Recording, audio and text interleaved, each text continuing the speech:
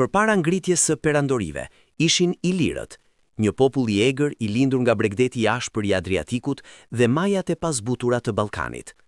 Historia e tyre nuk është shkruar në libra, por është gdhendur në gurrët që dikur i mbronin me jetën e tyre.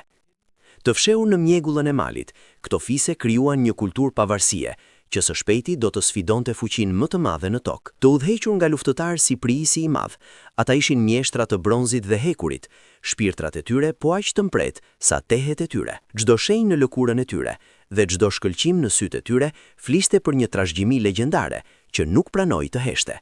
Ata ishin më shumë se sa thjesht luftëtar. Ata ishin artizan të luftës, duke krijuar bukuri dhe vdekshmëri në mas të barabartë.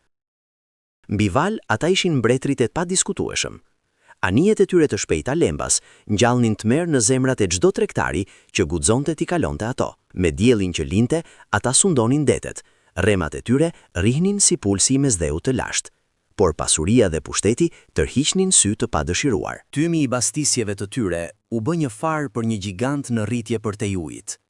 Nga perëndimi vinte hija e Romës, një makinë lufte, e disiplinuar, e ngurtë dhe e etur për zgjerim.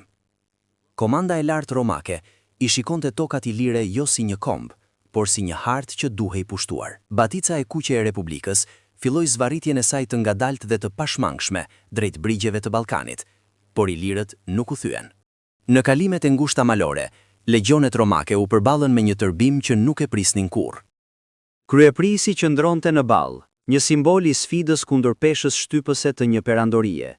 Në dritën e zbehtë të maleve, lufta për liri ishte shkruar në bronz, çelik dhe zjarr. Shekuj kanë kaluar.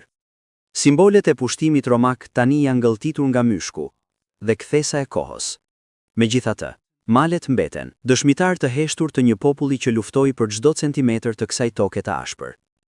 Ilirët. Luftëtarët legjendar që as fuqia e Romës nuk mundi kurrë t'i thyente vërtet.